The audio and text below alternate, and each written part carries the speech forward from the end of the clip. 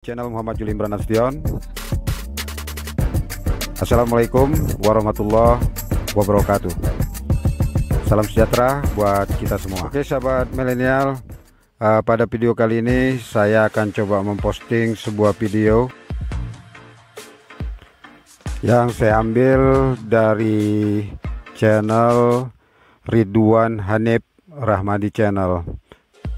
Kalau selama ini kita tahu motor listrik, mobil listrik itu sudah banyak yang tahu ya teman-teman. Bagaimana dengan truk listrik? Teman, untuk mempersingkat waktu, kita nanti sambung kembali. Langsung saja. Listrik itu kayaknya udah banyak dan udah biasa ya. Tapi gimana soal truk listrik? Nah, hari ini gue sangat beruntung sekali karena bisa langsung nyobain truk listrik pertama di dunia. Dan truk ini sekarang ada di Indonesia, jadi kalau kalian ke Gias Compact 2020 ini, kalian bisa melihat langsung truk listrik dari Mitsubishi Fuso. Bersama saya Ridwan Hanif, jangan lupa untuk subscribe channel ini dan saksikan video berikut ini. Jadi e-Canter ini udah diluncurin 2017 silam dan sudah dioperasikan di luar negeri, di Jepang, Eropa, dan Amerika. Beberapa perusahaan kayak misalnya UPS atau 7-Eleven menggunakan e-Canter ini setiap hari untuk armada mereka ketika ngantar-ngantar paket atau barang. Jadi kenapa truk ini bisa dibilang yang pertama di dunia? Karena biasanya itu cuma sekedar konsep, dipamerin doang. Nah, kalau ini udah fully operasional dan digunakan oleh banyak perusahaan. Nah, lucunya, truk ini nggak cuma sekedar listrik, tapi truk ini juga dibekali dengan banyak peralatan canggih di dalamnya. Contoh, yuk kita masuk. Truk ini sudah dilengkapi dengan smart key, di mana ini sebenarnya bukan keyless, tapi harus tetap dicolokin. Jadi cara nyolokinnya itu di sini ada slot, kita masukin.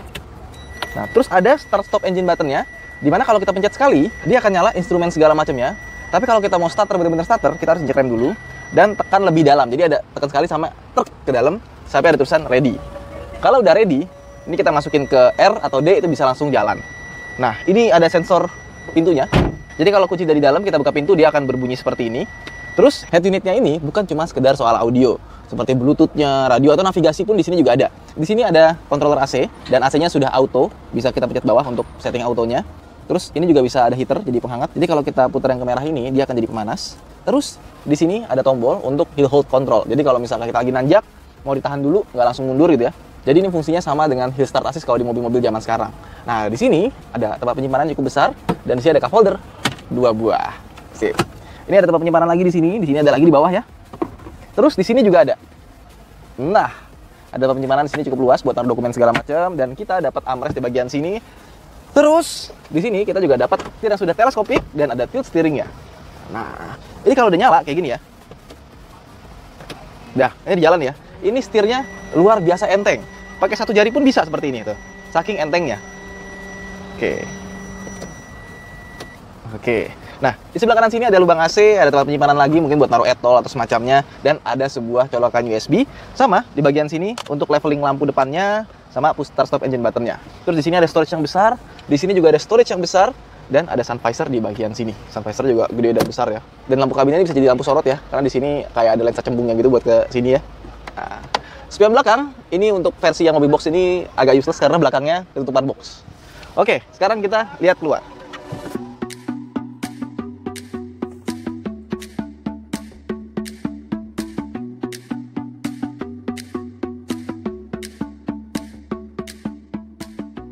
Nah, sekarang kita langsung buka aja, kita pengen lihat isi mesinnya itu seperti apa gitu ya. Nah, cara bukanya, ini di sini ada switch. Kita angkat dulu, baru kita angkat ininya. Wah, udah selesai.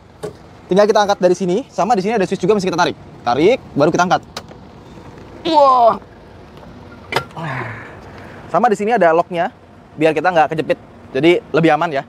Nah, teman-teman bisa lihat, di sini, itu mesinnya kelihatan seperti komponen elektronik ya, karena memang ini truk listrik, jadi tidak ada mesin konvensional atau internal combustion engine di dalamnya. Nah, tapi kita tetap dapat radiator. Gunanya radiator ini untuk mendinginkan baterai, karena baterainya ada 6 buah. Jadi kalau kita lihat di sini, ini ada AC sama DC converter atas bagian 2 ini. Terus di bagian sana, itu ada buat colokan listriknya, buat kita ngecas. Nah, pertanyaannya, di mana elektrik motornya? Apakah di depan? Apakah di belakang? Ternyata, dia kan ada 6 buah baterai ya. 1, 2, di sebelah ada lagi, ada 4. Di sini ada 2 tumpuk, jadi baterai ada 6. Nah, di antara tengah-tengah sini, itu ada elektrik motor, terus ada gardan, nyambung ke belakang, sini. Di tengah-tengah sini, di belakang motornya, itu ada power delivery unitnya. Jadi untuk ngatur berapa tegangan yang dikasih ke power motornya, itu ternyata bukan di depan, tapi ditaruh di belakang. Nah, pertanyaannya berapa jarak tempuhnya dan kapasitas baterainya? Kapasitas baterai itu 13,8 kWh, tapi yang bisa kepake itu 11 kWh. Jadi dia nggak bisa sampai habis banget ya, untuk menjaga biar baterai itu awet gitu. Dan di sini sebenarnya ada 6 baterai. Jadi tinggal dikaliin aja nih, 13,8 kWh dikali 6. Sekitar 82,8 kali ya. Dan paduan baterai yang besar serta bobot yang sangat berat ini, karena kan truk beda sama mobil ya. Dia bisa mencapai 100 km dalam satu kali pengecasan, di mana 100 km itu kalau misalkan bobotnya itu terisi sampai 75% dari max load-nya, maksimum kapasitasnya. Nah, berapa sih kapasitas maksimumnya? Jadi e-Canter ini bisa membawa barang sekitar 2-4 ton. Kalau total bobot kotornya sama barang itu bisa sampai 7,5 ton. Tenaga mesin atau motor listriknya itu juga besar sekali. Torsinya 390 Nm dan tenaganya 184 PS. Jadi lebih dari cukup, dan kecepatan maksimumnya dibatasi sampai dengan 80 km per jam. Dan nggak cuma itu doang. Truk ini kita lihat deh. Dia ban depannya itu, remnya itu pakai rem cakram. Dan belakangnya pun juga dia sudah pakai rem cakram. Jadi cakramnya depan belakang, bukan tromol. Luar biasa. Dan dia juga sudah punya anti-lock braking system, electronic stability program juga ada, traction control juga sudah ada. Cakep.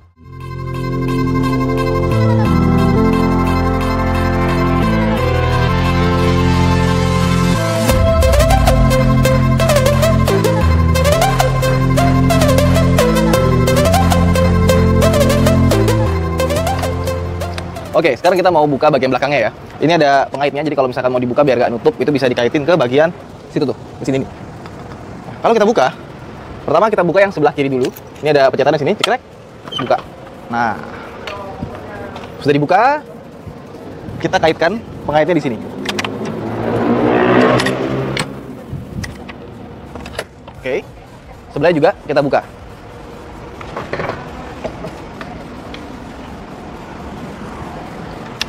Kita juga dapat footstep di sini dan ada rear bar-nya di sini. Ini berfungsi banget ya. Jadi truk besar itu kalau di negara-negara lain itu punya kewajiban harus pasang rear bar di bagian ini, rear crash bar. Tujuannya apa? Biar kalau mobil tabrak dari belakang, dia itu nggak kena ini, kenanya ini dulu.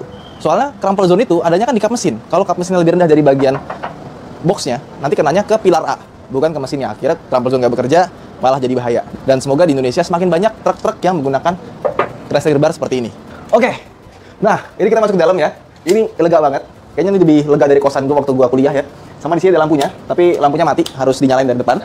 Kayak gini. Ini lampunya ada 1, 2. Jadi ini panjangnya ini 4,3 meter, lebarnya 2,1 meter, tingginya 2,2 meter. Jadi kita bisa masukin Mitsubishi Mirage ke dalam sini karena lebar sekali. Atau kita bisa bikin kos-kosan portable kali ya. Terus di sini, ini ada sebuah kotak yang bisa dibuka seperti ini ya. Set. Nah, ini adalah tempat untuk melakukan pengecasan. Nah, ini untuk yang AC, terus yang ini untuk yang DC. Truk ini seperti apa cara mengecasnya? By the way, untuk mengecas truk ini dari kosong sampai penuh, itu kalau kita pakai fast charging, yang pakai yang DC, itu sekitar 1,5 jam. Tapi kalau misalkan kita pakai yang AC, itu membutuhkan waktu kurang lebih sekitar ya 9 jam ya. Makanya kalau perusahaan yang punya truk ini, pasti harus punya DC charging.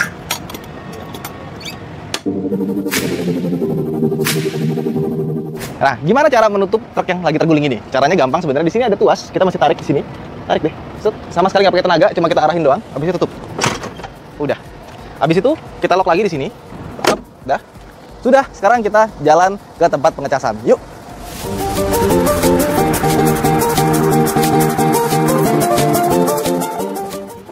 Ayo kita masuk. Oh, ini ada asbak ya? Kita langsung lo ready. E-Canter. Yoi. Yuk kita jalan. Ini sebenarnya kita boleh muter-muter ke KTB sini. Sekarang kita coba aja yuk. Ini, oke. Ini nggak ada tombol apa-apa, kita langsung pindah aja R. Habis itu N, kiri D. Nggak ada 1, 2, 3 juga. Jadi transmisinya dia tuh langsung ke gardan gitu, 1 gear doang. Wah, dilepas sudah langsung jalan. Dan nggak ada suaranya. Ini suara yang gue dengar adalah suara AC. Terus biasanya kalau mobil listrik, lewat dulu. Ayo, lewat dulu. Biasanya kalau yang listrik-listrik tuh kalau dipakai tuh kencang banget ya. Kita coba ya, kita gas langsung bejek. Tenaganya instan banget. Asik. Yuk kita muter dulu. Kebetulan dah cukup sering lah ya kalau buat bawa truk. Nah, truk dan bus yang skalanya nggak begitu gede. Ini sama sekali nggak ada suaranya ya, listrik soalnya. Yang ada suara AC doang dan power delivery-nya itu smooth sekali. Wah, nah itu charging station ya. Charging point-nya, tapi kita mau coba jalan dulu. Kenceng banget. Waduh, seru ya.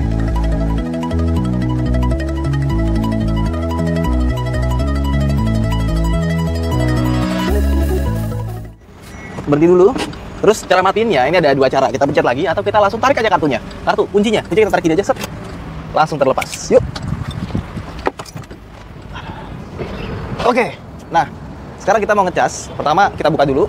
Nah, ini kebetulan di Mitsubishi ini cukup lengkap ya. Dia ada dua, yang ada CHAdeMO sama CCS2. Nah, yang kita pakai ini yang CHAdeMO. Jadi kita pencet dulu, ini baru bisa kelepas.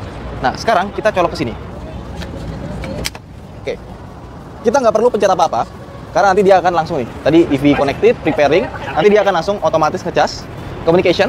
Dan kalau misalnya udah ngecas, di sini nanti ada indikatornya. Kalau penuh dia hijaunya jadi 4. Tapi ini juga ada penuh nih 96% sebenarnya. Jadi tadi kita muter-muter bentar itu cuma 96% atau 4% yang kita gunakan. Luar biasa. Ngelepasnya gimana? Cara ngelepasnya kita pencet dulu stop, habis itu lepas, pasang lagi, kembali seperti semula. Dan ini kebetulan karena fasilitasnya Mitsubishi, jadinya juga gratis, nggak perlu bayar. Nah,